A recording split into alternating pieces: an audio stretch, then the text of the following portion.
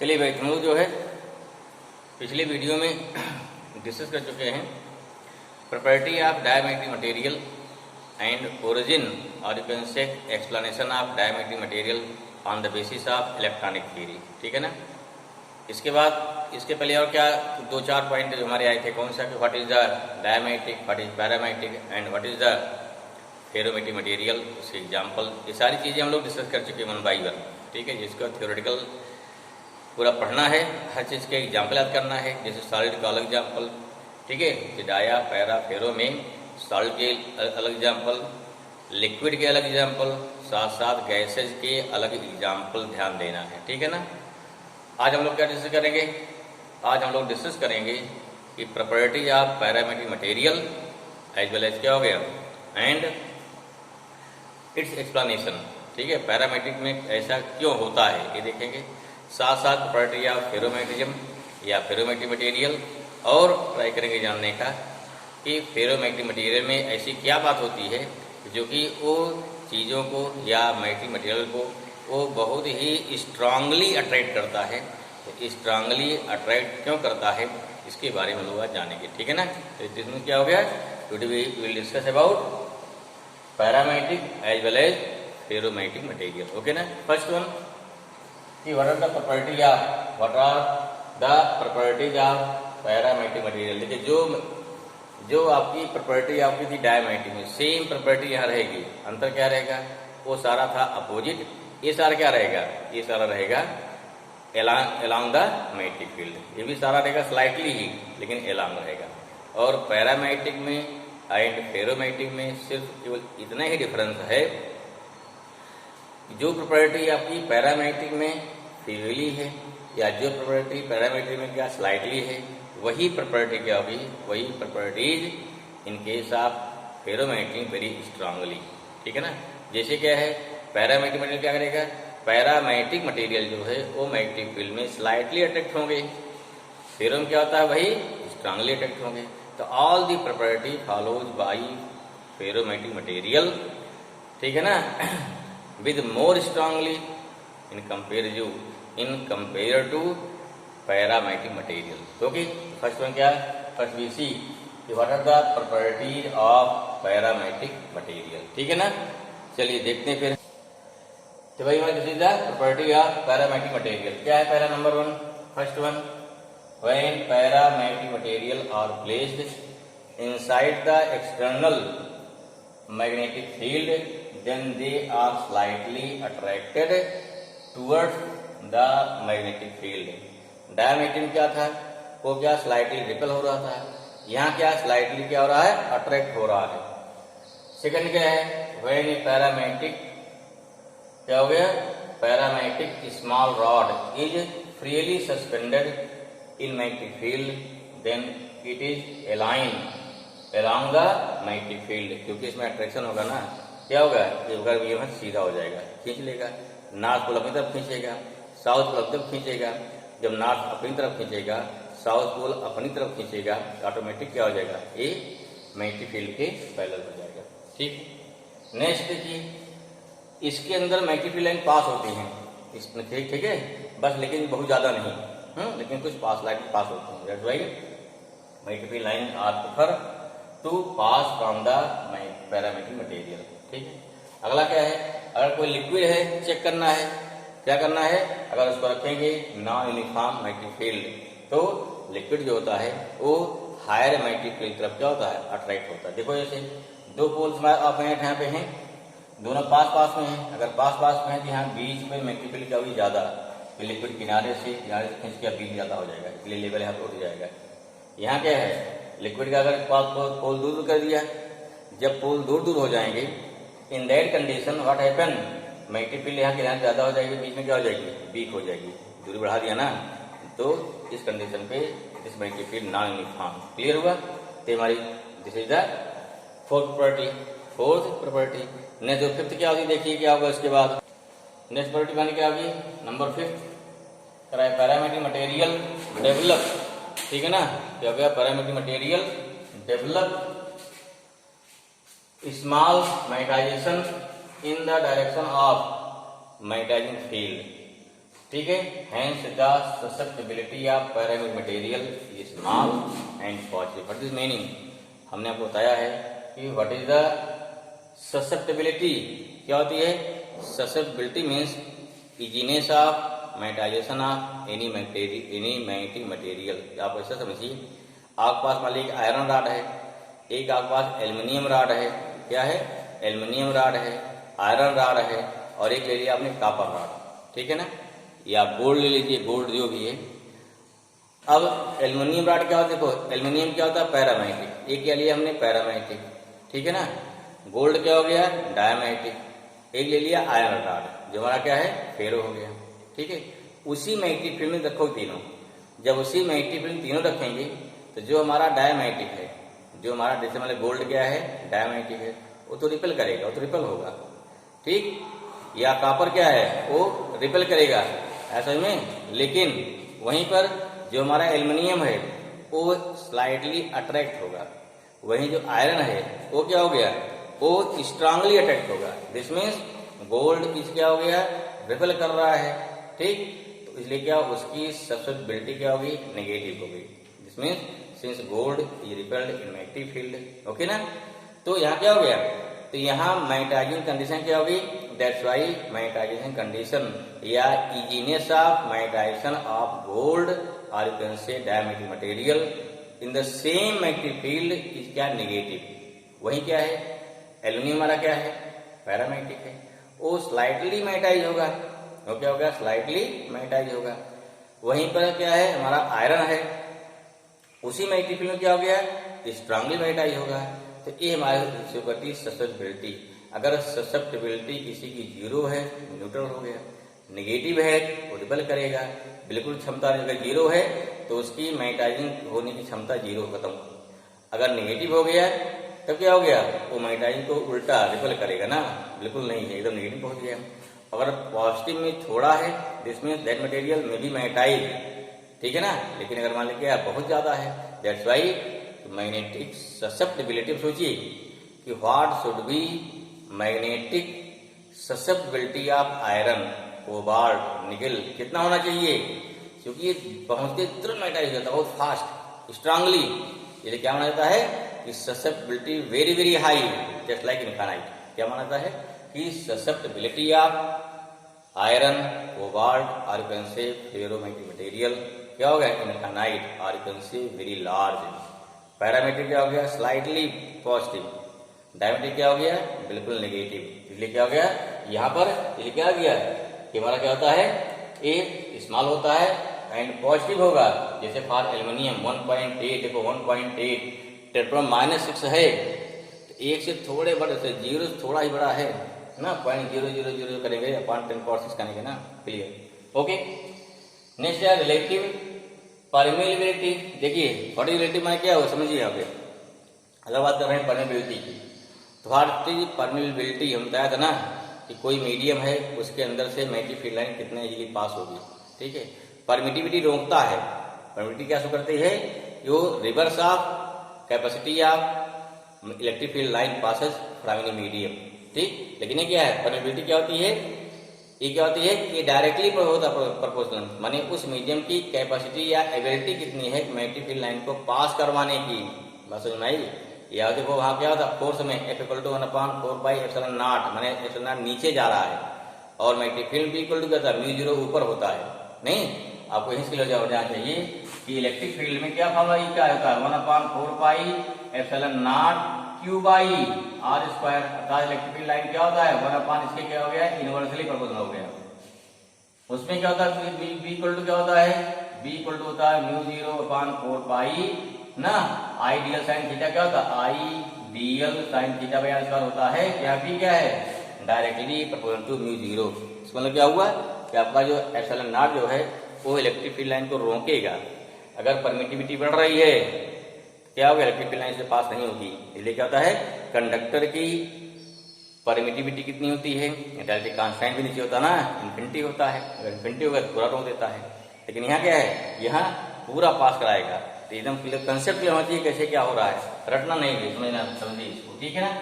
चलिए यहाँ क्या हो गया, इसमें क्या हो गया, कि किसी यहाँ क्या बोल रहे हैं, यहाँ बोल रहे हैं रिलेटिव, इट मीन्स क्या हो गया कि कंपैरेटिव परमिबिलिटी किससे कंपेयर करेंगे, means permeability of any medium with respect to vacuum.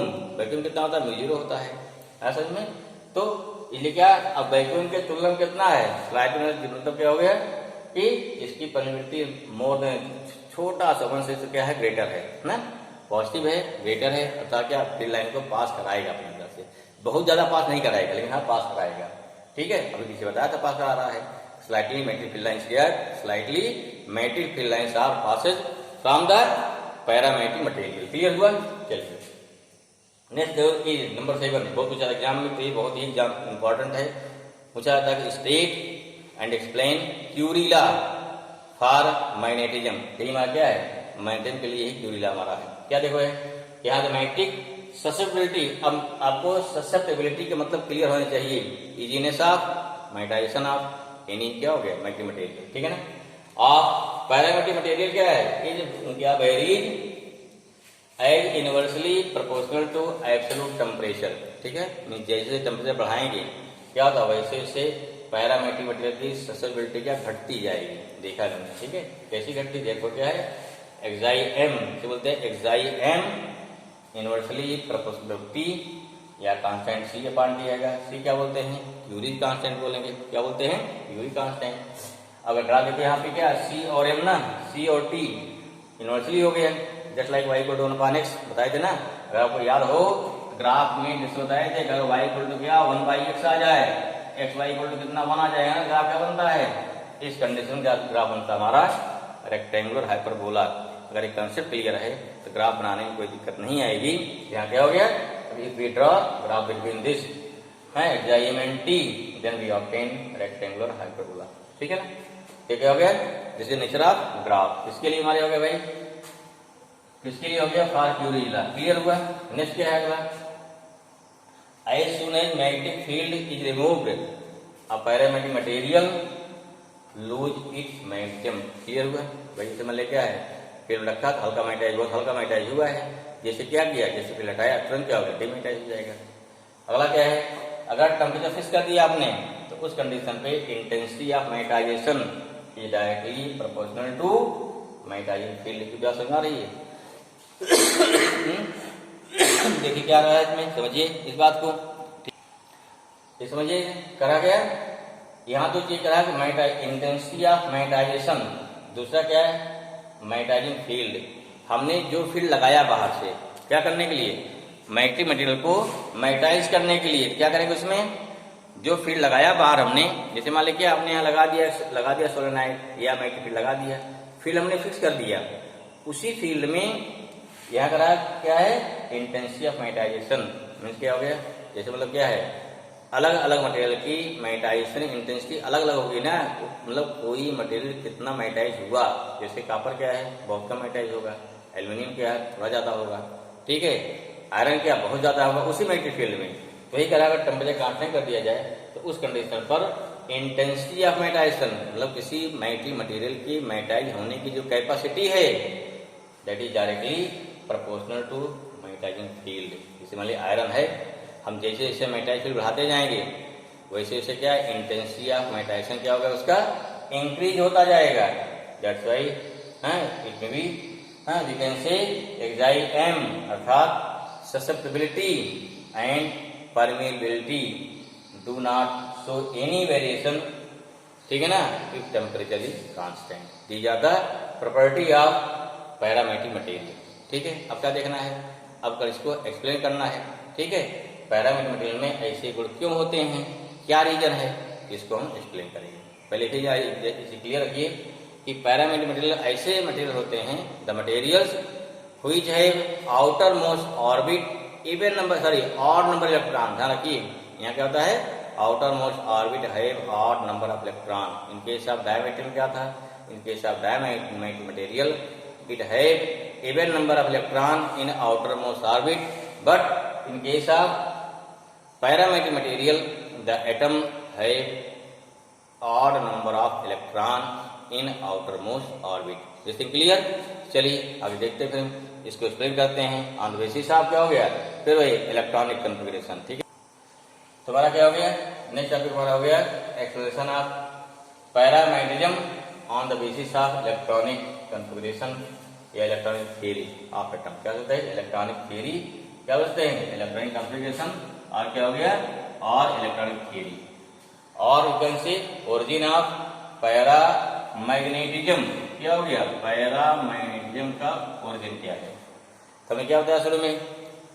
The materials in which the atom have outer most orbit odd number of electron. कितने भाई?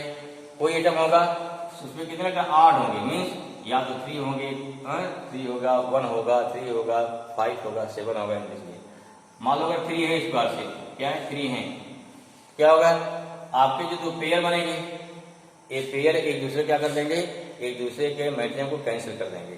ठीक है, बताया था ना कि उसमें क्या है? पिछले वीडियो में बताया हमने कि जो आपका क्या होता है? डायमैग्नेटिक, वो सारे होते हैं even number of electrons, that's why both are cancelled out, both dipole moment are cancelled out. यहाँ का सिंगल बचेगा भाई, ये सिंगल घूमेगा, स्पिन मोशन भी करेगा, तो इस सिंगल को करके इसे अपना इसका एक डायपोल मोमेंट होगा। That's why each and every atom have some fixed dipole moment. सबके पास क्या डायपोल मोमेंट होता है। लेकिन क्या है भाई कि नहीं सभी इलेक्ट्रॉन एक साथ घूम रहे हैं, लेकिन सबकी पोजीशन डिफरेंट, मतलब एक ही टाइम पे डिफरेंट होगी। अगर पोजीशन डिफरेंट हो गई या उनका ओरिएंटेशन क्या है? डिफरेंट है, that's why different atom have dipole moment in different direction. Clear हुआ? Randomly they are distributed randomly. Simple जैसे मान लीजिए क्या आपकी क्लास है, ठीक है, क्लास में इन दी एब्सेंस ऑफ टीचर अगर 40 बच्चे हैं तो 40 का क्या होता है? डायरेक्शन डिफरेंट होता है ना। अब वहीं पे कोई क्या है? टीचर आ गया, कोई दबंग आ गया, सब सेम डायरेक्शन ओरिएंटेड हुए, वही सेम है ना। तो सभी बच्चे सेम डायरेक्शन क्या तुरंत बैठ जाएंगे, चाहे पढ़ाई ध्यान दें चाहे ना दें, लेकिन बोर्ड जरूर देखते रहेंगे। क्यों? डर है पढ़ने की ना, पढ़ जाएगी। तो सेम ऐसे है। यहाँ क्या है? In the absence of electric field when external field 0, in the absence of external magnetic field, all the dipole moments of the atom are aligned in different direction. That's why they have not shown any magnetic behavior. When these materials are placed in external magnetic field, then what happen? In the presence of magnetic field, all the dipoles are aligned in direction of क्या हो गया? In direction of magnetic field. यहाँ क्या है? यहाँ आपका B कितना है? यहाँ B हमारा 0 है। यहाँ क्या है? यहाँ हमारा B does not equal to 0 है। ठीक है ना? हमारे क्या मैग्नेटिक फील्ड की डायरेक्शन वाली हमारी क्या है? इस डायरेक्शन में आपका मैग्नेटिक फील्ड है। Then all the magnetic dipole of the atoms are aligned in direction of magnetic field. That's why these are slightly attracted towards the magnetic field. सब एटम भाई उसी डायरेक्शन लग गए ना, सब पर फोर्स लग रहा है, तो अगर इसके जितने इलेक्ट्रॉन है सब पे लगेगा, पूरा हमारा क्या होगा? मटेरियल ही इधर क्या हो जाएगा? अट्रैक्ट हो जाएगा। Simple, this is the explanation. Clear? इसी चीज को लिख लेना है। तो लिखते हैं फटाफट इसको, फट लिखिए भाई इसको। ठीक बेटी, दिस इज द एक्सप्लेनेशन। हमने जो बताया यहाँ पे इसी चीज को यहाँ बोल देना है।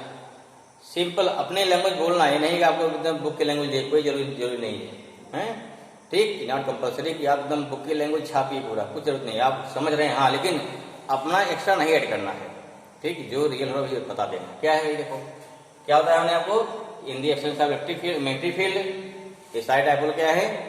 इधर डिस्ट्रीब्यूटेड, रैंडमली डिस्ट्रीब्यूटेड है। इसलिए मैग्नेटिक फील्ड 0 है कि कोई बिहेवियर नहीं है।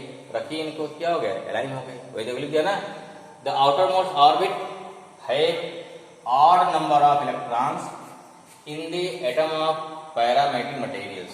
Clear? Okay. Next one, therefore all the atoms have a permanent magnetic dipole moment होगा सर, फिक्स है। but in the absence of the external magnetic field all the dipoles are aligned in random manner। Random क्या? कोई इधर यहाँ वहाँ दाएं बाएं है, कोई, ठीक है। जैसे होता है ना क्लास में बच्चों वाली सेम कंडीशन है, ठीक है। therefore resultant magnetic dipole moment is 0। ना 0 हो गया। अगर resultant magnetic dipole moment is 0, then what happen? Hence they have not shown any magnetic behavior। Clear हुआ? कुछ नहीं शो करेगा, सिंपल पड़ा रहेगा, ठीक है। क्यों? इनमें क्या है? इनमें जो है एकता ही नहीं है आपस में, हैं? सब में क्या है, विषमता है। ठीक है, जैसे ही एक जमाने स्लोगन कहा गया कि यूनियन इज द स्ट्रेंथ, यहाँ इनकी क्या यूनियन हो गई ना। इसको अपने जीवन इस चीज को जीवन में भी उतारना चाहिए।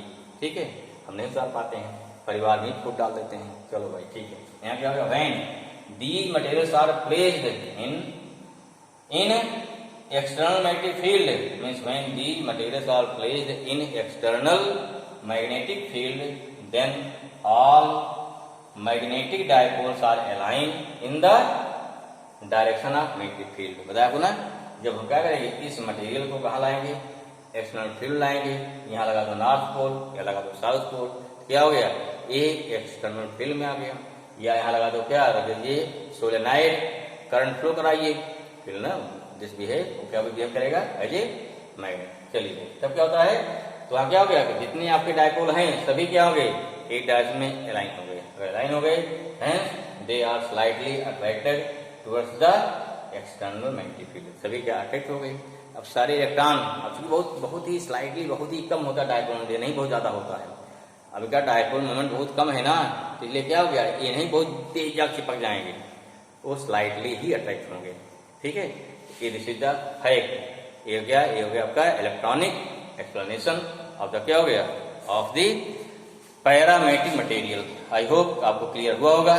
ठीक है भाई, समझ में आया इतना?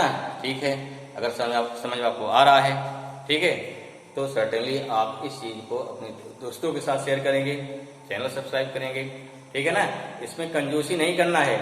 ऐसा नहीं कि अगर ज्ञान जो है, नॉलेज और लोग पा जाएंगे तो आपका नॉलेज कम हो जाएगा, ऐसा नहीं है। ठीक है ना, ठीक, तो क्या करना है हमको, आगे इसको बच्चों को भेजना है, मित्रों को अपने बताना है, जिससे क्या है, जिससे हम लोग जो हमारा मिशन है कि मैक्सिमम बच्चों तक फिजिक्स इजी से इजी लैंग्वेज पहुंचे। क्योंकि हम लोग क्या है, यहाँ डिस्कस कर रहे हैं 12th का थ्योरेटिकल पोर्शन, कोई कोचिंग वाला इसमें डिस्कस नहीं करता है, इस चीज को थ्योरेटिकल पोर्शन नहीं डिस्कस करता है। वो डिस्कस करता है, वो हायर चीज डिस्कस करता है, बड़े बड़े नंबर डिस्कस करेगा, सर्किट डिस्कस करेगा, लेकिन थियरी नहीं बताता है, बेसिक चीज नहीं बताता है। तो जिससे हमारा मेन जो पर्पज है, तो बेसिक फिजिक्स, एकदम बेसिक कंसेप्ट बच्चों तक पहुंचे।